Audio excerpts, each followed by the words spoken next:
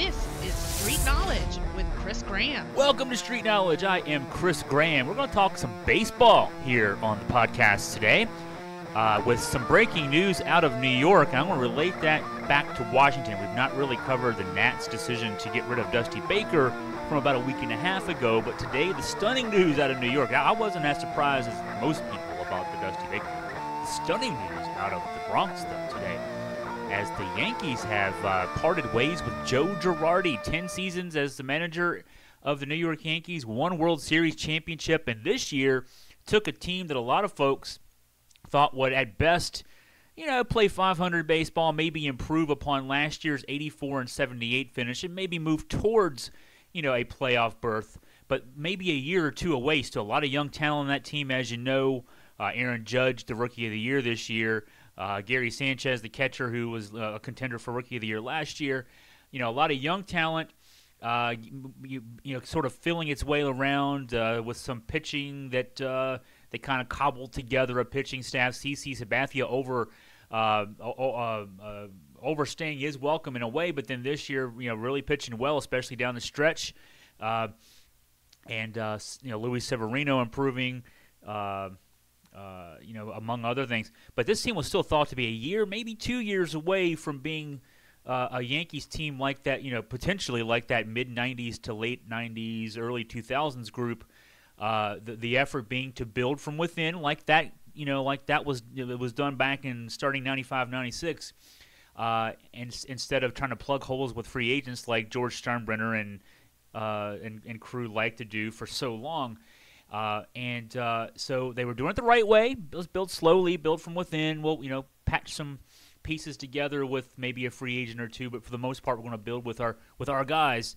And Girardi seemed like the kind of manager that could lead that group, with his baseball acumen, his record of success there in New York.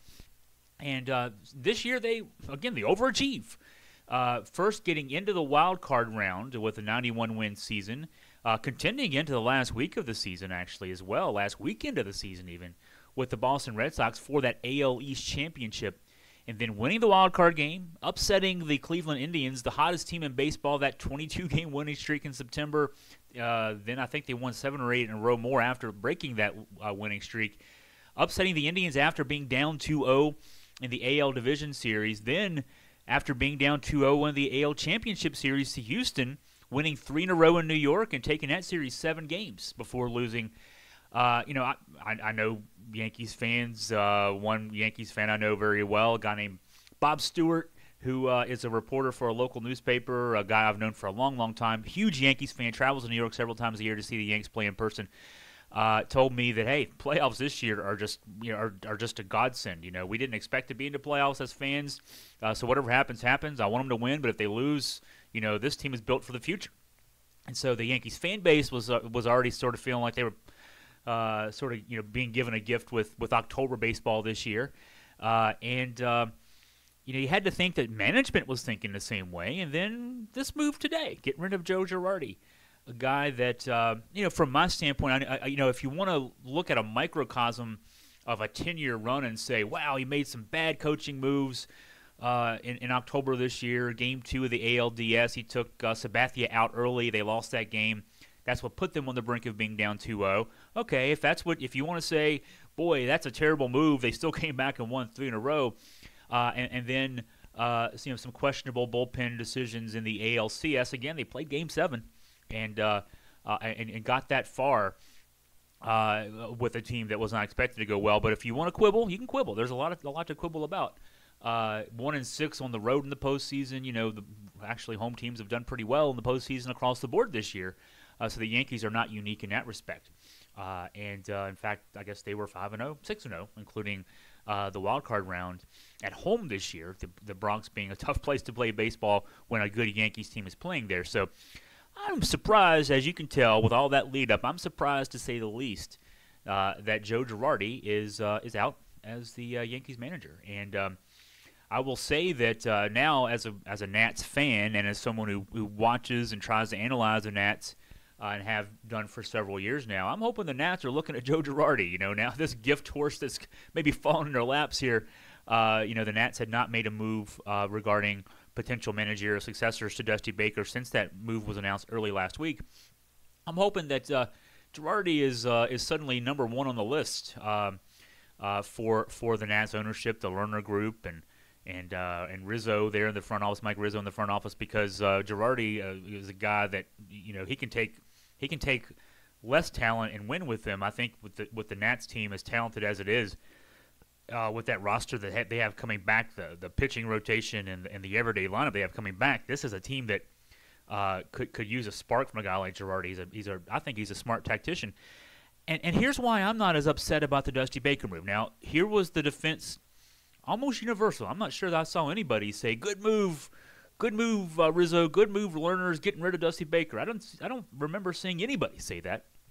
And if not for me being so tied up with college football, I would have already written this column. I guess now we're sharing this in the podcast as to some of my thoughts about Dusty Baker. Gosh, all season long I've been thinking, I hope that this Baker thing, if it ends with a World Series, great. He'll probably be back afterwards, and you can't fault and you can't question results like that. But I've not liked either of the last 2 years the way Dusty Baker handles his pitching staff, and I think that I know that this Nats franchise does seem snake bitten. 4 division championships in the last 6 years, and not advancing past the first round of the playoffs in any of those years. So it predates Dusty Baker. Dusty won the 2 division championships, the NLA's championships in the 2 years he was the manager. Matt Williams won 1, and I'm trying to think who was the manager back in 2012. I'm losing who that was back then, but so Dusty's not the only guy to fail, I guess, to say, as a Nats guy. As a manager in the playoffs. I'm going to try to look this up while we're talking here. But he's not the only manager to fail in Washington. And, there's a lot about baseball playoffs, too, that really has nothing to do with, or has as little to do with, who the manager is and that kind of thing. And sometimes baseball is just a weird game. We saw that last night in terms of, you can do all the right things. And I think last night Dave Roberts pushed all the right buttons with a 3-1 lead in the 8th. He brought Kenley Jansen in. Jansen is not a guy who shies away from having to do a 2-inning save, a 6-out save. He's not a guy that – it was Davey Johnson in 2012. Thanks to Google for that. Just last night just didn't work out for Dave Roberts. And sometimes you can make terribly dumb moves. Joe Madden last year and Joe Madden even some this year. I thought his managerial – contributions in Game 5 of the NLDS, the win over the Nats. He almost played himself out of the playoffs with some questionable moves of his own in that game. And last year, gosh, the World Series Game 6 and Game 7, bullpen management. I thought Madden, a guy who's got a reputation of being a genius, made some really elemental boneheaded moves, and it just happened to work out. So, but that said, that's why I say you don't judge on a microcosm. I was using that example with Joe Girardi. So you want to quibble over what he did in Game 2 of the ALDS, a series that his team won. You have to look. To me, you have to look at the body of work over the course of the season. Baseball is a sport unlike any of the other major sports that we follow here in the States, and unlike any sport really in the world, because even soccer is a sport that's played once a week, because of the taxing nature of the game on the players, who run 6 or 7 miles literally during a game. Basketball, pro basketball is played 3, maybe 4 nights a week. We'll see less of that this year with the new schedule being extended. Football's a once a week sport. Baseball's played 6 or 7 nights a week from early April through the end of September. Then the playoffs are after that. You've got a 5-man pitching. You can't send your best pitcher out every game. In football, Tom Brady is a quarterback unless he's injured. Tom Brady is the quarterback for the Patriots 16 weeks plus the playoffs. Russell Westbrook plays point guard for Oklahoma City 82 games plus the playoffs. Steph Curry for the Golden State Warriors. In baseball, you got Max Scherzer. You got Clayton Kershaw. They pitch once every 5th day. Your closer even, every team tries at least to have an elite closer to finish out games for you in the 9th inning. They'll pitch 2 games. They can pitch Friday and Saturday, maybe Sunday. But if they pitch 3 straight days, They probably need a couple days off after. You can't do that. Now you can put your lineup together for the most part every day, your everyday lineup, but you can't put the same team on the field for 162 games because of the nature of the sport. It's such a taxing, bruising sport, and it's a grind. You're traveling. You're playing a game on a Wednesday in Philadelphia. You got to get on a plane and play Thursday night in San Francisco. It's a grueling sport for the 6 months it's played, and so you have to judge over and then if you're a good team from April to September, that's great. We're talking about the Nats here, a team that's made the playoffs for the last 6 years and hasn't won, gotten past the first round. You're judged on how you do in October. You're not judged on those great months between April and September. You're judged on October. There's a reason we called Reggie Jackson Mr. October, because he hit home runs in October. He had 3 home runs in Game 6 in 1970. What was it, 78? That's why we call him Mr. October. Maybe I think it was 77. And Dave Winfield was Mr. May because he didn't do stuff in October. Both are Hall of Famers, but you get your reputation. Derek Jeter's reputation is because of winning in October. And so, but you got to get to October, right? And how you get to October, you got to win. Dusty Baker won 95 games last year, 97 games this year. This year, he won 97 games with a team. Max Scherzer got knocked out of a start early, not knocked out, but taken out of a start early because of an injury issue. Missed a couple other starts. Your best pitcher's suddenly not available to you for 3 or 4 starts. Steven Strasburg was on the DL for a while. He's one of the best pitchers in the National League this year. He was on the DL for a time in the second half, and otherwise dominant second half, an ERA of like .62 in the second half of the season. But he missed some time, missed some starts. You had Bryce Harper on the shelf for a couple of months. You had Trey Turner on the shelf for a couple of months. You had Jason Worth on the shelf for 3 or 4 months.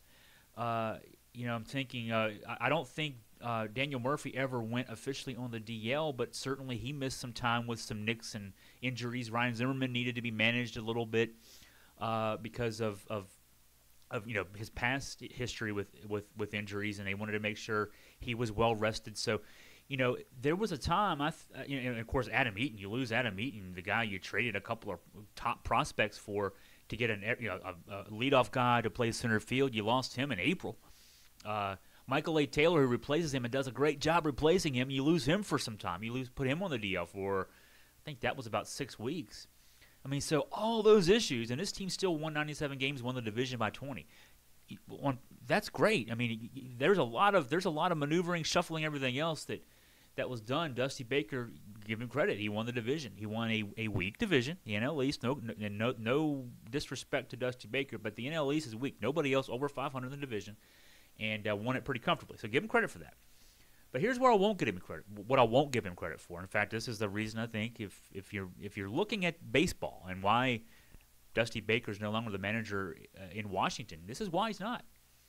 4 starting pitchers of the 5-man rotation, the 4 guys who are the core of your group there: Scherzer, Strasburg, Gio Gonzalez, Tanner Roark. The 4 guys getting the bulk of the starting innings for the Nats, all ranked in the top 20 in pitches per start this year in Major League Baseball. There's 30 teams. Each team has a core of 4 guys. Let's just say it that way, right?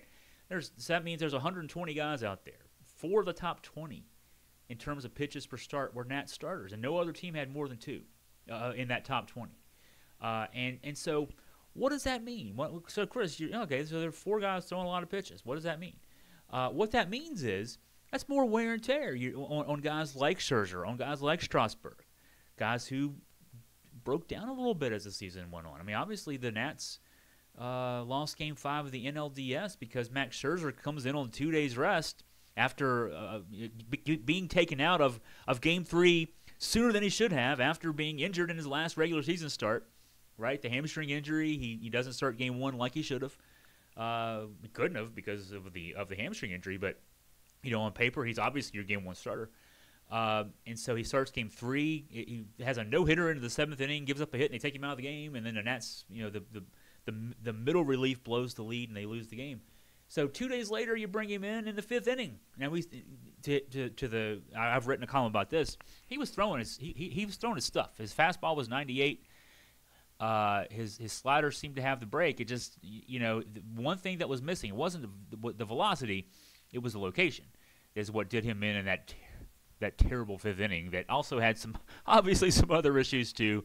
Batter's interference that wasn't called, a pass ball strikeout that led to a run scoring, all kinds of things happening that inning. But bottom line, Scherzer was out there without his best stuff on short rest after arguably, and I'm making the argument, being mismanaged down the stretch by Dusty Baker. Strasburg again, some issues with him. After he came back from the DL, there were 2 starts in a row where he went into the middle innings, 6th, 7th inning with obviously very good pitching average. I think he took a no-hitter into the 6th inning of one game that I'm thinking about here, where he started developing, and you could see it on the TV broadcast. He had some issues with cramps, it looked like, and I think the cramps were in his. I don't think I ever saw this definitively reported on, but the cramps appeared during the game broadcast to be like calf cramps, perhaps, and and so you could say, okay, Chris, what do calf cramps have to do with a pitcher? He doesn't throw with his calf; he throws with his arm. Well, the issue being then, there's a lesson from baseball history. The old Dizzy Dean, Hall of Fame pitcher from the 1930s for the St. Louis Cardinals, blew his shoulder out eventually because he hurt his toe. He hurt his toe, which was on his landing foot. He started kept pitching. He started to adjust where he landed, how he landed, and when he adjusted how he landed, that's what hurt his shoulder. So little things add up to big things. Dizzy Dean's career cut short because of his big toe hurting and him pitching through it. So all of a sudden, you got Steven Strasburg, a $27 million a year pitcher. That's roughly $800,000 every time he runs out there with the ball in his hand to pitch a game for the Nats, 35 starts a season. And he's got a calf issue, and you don't take him out. You leave him out there to pitch through it? Are you serious?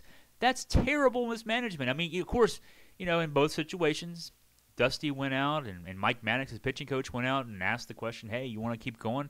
Of course you want to. Of course the pitcher's going to say, I want to keep going. The pitcher's, he can't look like a wimp in front of the world and say, no, take me out, I got a calf issue.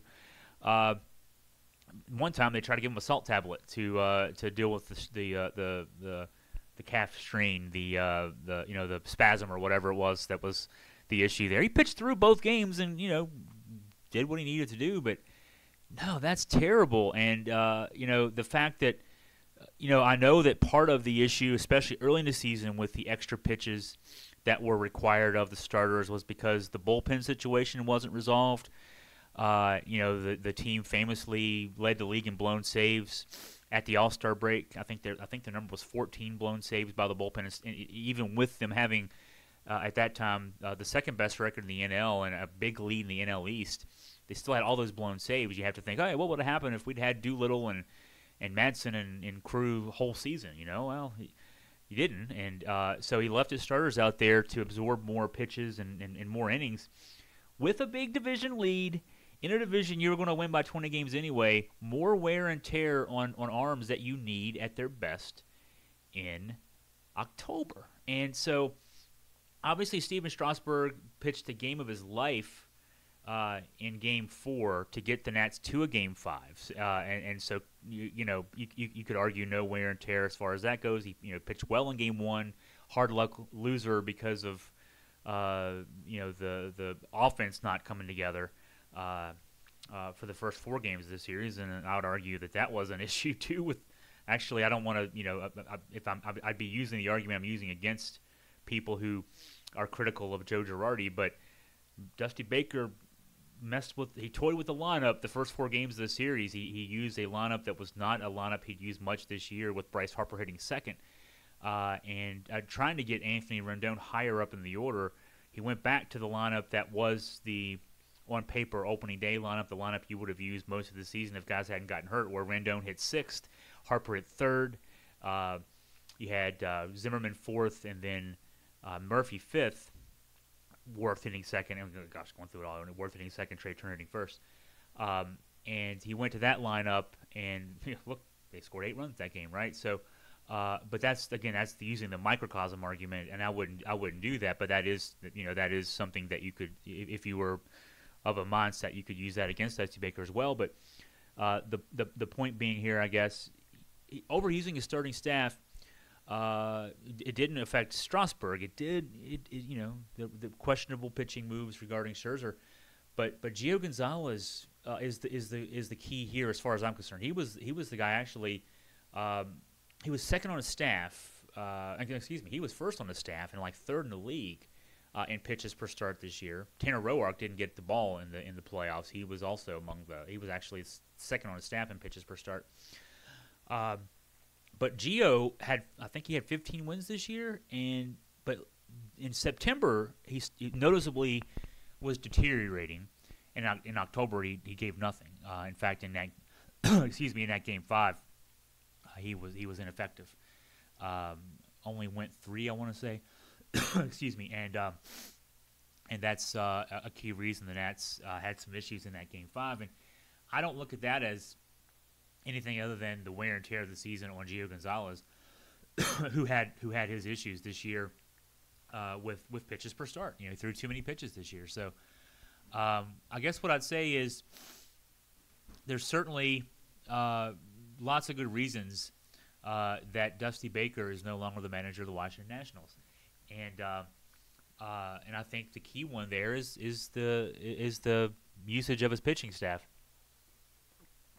And again, I'm not going to go into the discussion point about that short term, the 5 games of the NLDS, as the reasoning I'm giving there. I'm giving the whole season, and I would hope that if it's Joe Girardi, whoever it is next year, that the emphasis is put by the management of the Nationals on finding a manager who can better use his pitching staff. Now, I'm assuming that certainly Doolittle and Madsen are going to be around. They're both under contract, and when they came in, the bullpen was set at that stage. The bullpen was good. It was, things were righted. The ship was righted there.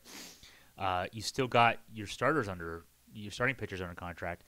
You've got at least one more year with the core. Zimmerman and certainly Harper and Daniel Murphy, Rendon at third base. Whatever happens with Adam Eaton, you develop Michael Taylor. Jason Worth is off the books now, so maybe Taylor moves over to left field.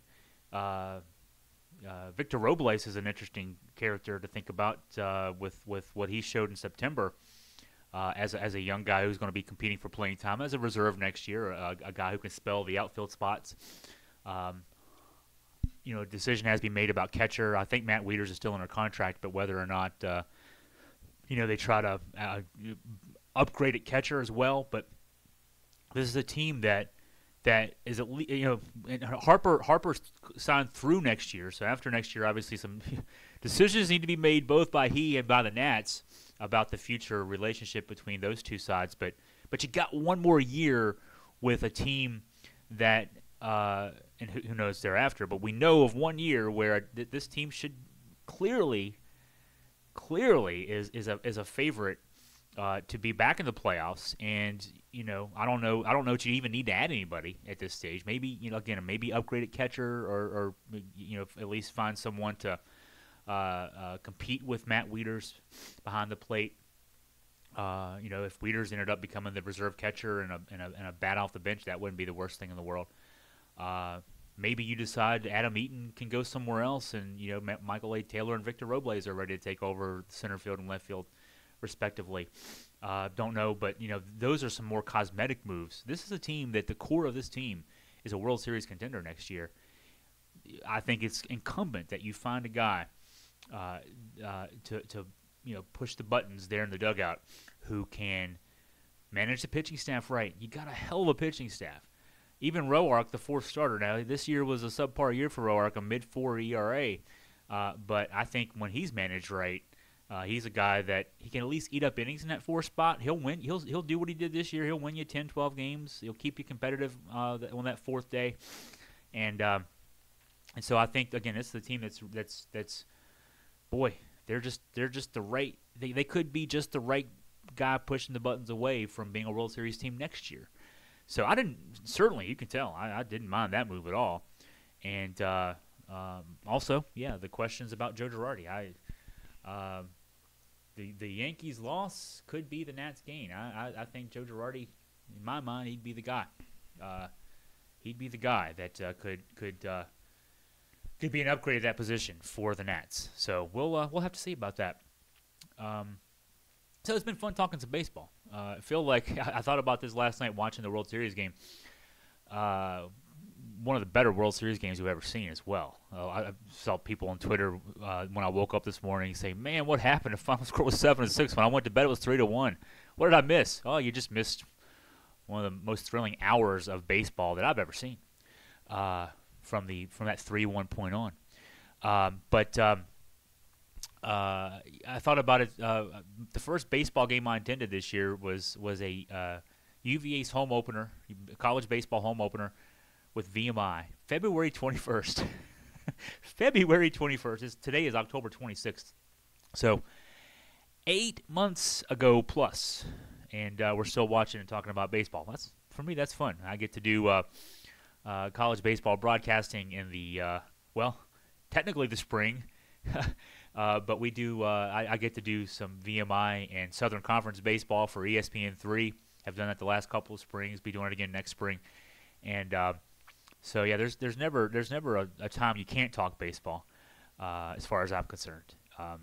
So looking ahead, quickly signposting where we're headed this week. Talked about it just yesterday in our game preview of UVA versus Pitt, but we have the live blog coming up on Saturday. UVA playing Pitt, 12:30 kickoff. That's on TV, Raycom Sports, far-flung network there. Probably ESPN3 as well if you're outside of the regional areas there and you still want to watch. But you can also keep up with us on the live blog. So watch and live blog with us. What I do is I update stats, talk about trends. We post that stuff to Twitter as well, so you can follow me either on AugustaFreePress.com. You can go to Twitter at AugFreePress. But 12:30 start for that. Of course, after the game, we do a podcast recap. I do my written recap. I do some stats columns and things like that. So, UVA football wall to wall on Saturday. And then I'm back. Let's see. Actually, I'm not back on the radio for football broadcasting for another 2 weeks, actually. It's November 11th is the season finale, home finale. I think it's also the season finale for VMI football. VMI will be hosting, who is it? I think it's Wofford that VMI is hosting on Saturday, November 11th. I can look that up. So I'm back on the radio doing VMI football for one last gig for the football season.